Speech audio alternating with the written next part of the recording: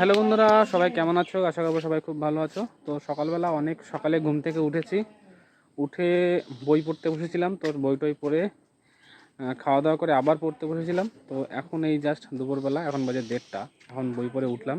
তো ভিডিওটা শুরু করতে পারিনি, তো এই জাস্ট ভিডিওটা শুরু করলাম। তো তোমরা সবাই কী করছো সেটা কমেন্ট করে জানিও, আর ভিডিওটা দেখতে থাকো যে আজকে আমি সারাদিন কী করি। এখন বাজে 4:30।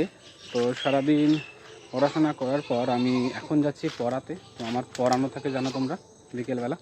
তো চলো পড়িয়ে আসি, রাত্রেবেলা পড়তে পড়তে তোমাদের সাথে আবার কথা হবে। এইমাত্র জাস্ট পড়িয়ে বাড়ি আসলাম। তো বাইরে বৃষ্টি হচ্ছে। তো আমার 2 জায়গা পড়ানো থাকে, তো আমি এক জায়গায় পড়িয়েছি আর এক জায়গা পড়াইনি বৃষ্টির কারণে। তো সোজা বাড়ি চলে এসেছি। তো ওই জায়গা দেখি কালকে পড়িয়ে দেবো। তো এখন দেখি নিজে একটু পড়াশোনা করব। তো ভিডিওটা তোমরা দেখতে থাকো। তো বন্ধুরা, পড়িয়ে বাড়ি এসে আমি সেই পড়তে বসেছি। তো এখন বাজে রাত 12:30।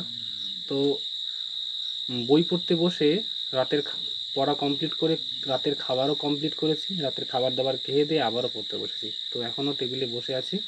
তো একটু আগে আমার একটা বন্ধু ফোন করছিল, তো তার সাথে একটু কথা বলছিলাম। সে অনেক কথা বললো, ছোটোবেলার অনেক কথাগুলো মনে করিয়ে দিল। তারপরে ভবিষ্যতে কী করব, আমাদের প্ল্যানগুলোও অনেক কিছু আমরা করলাম।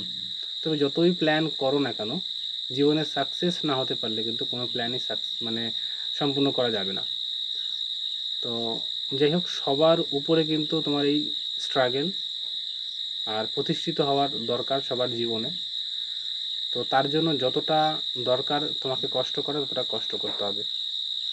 ভেঙে পড়লে হবে না। দেখো, আমি বলছি, আমি নিজেকে দিয়ে এক্সাম্পল বলছি। আমার বয়স কিন্তু এই যে 30, এই যে 13ই মে কিন্তু আমার 30 বছর পূর্ণ হয়েছে। আর আমি এই মানে কি বলবো, এই জবের জন্য প্রিপারেশান নিচ্ছি প্রায় 6 বছর হয়ে গেল।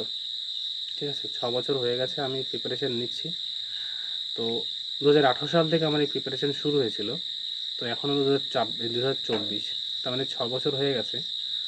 তো কোনো না কোনো কারণে আমি কোনো না কোনো জায়গা থেকে বাদ চলে গেছি, তবে হাল ছাড়িনি যে আমাকে একটা জায়গায় প্রতিষ্ঠিত হতে হবে। কারণ তোমরা একটা জিনিস ভাবো, আমরা যারা আর কি এই গভর্নমেন্ট জবের জন্য ট্রাই করি, বিশেষ করে যারা মধ্যবিত্ত গরিব ফ্যামিলির ছেলে যারা, তাদের কাছে না আছে বাবার টাকা, না আছে মাঠে প্রচুর জমি, না আছে কোনো ব্যবসা। দিন আনা দিন খাওয়া জন খাটা ফ্যামিলির একটা ছেলে।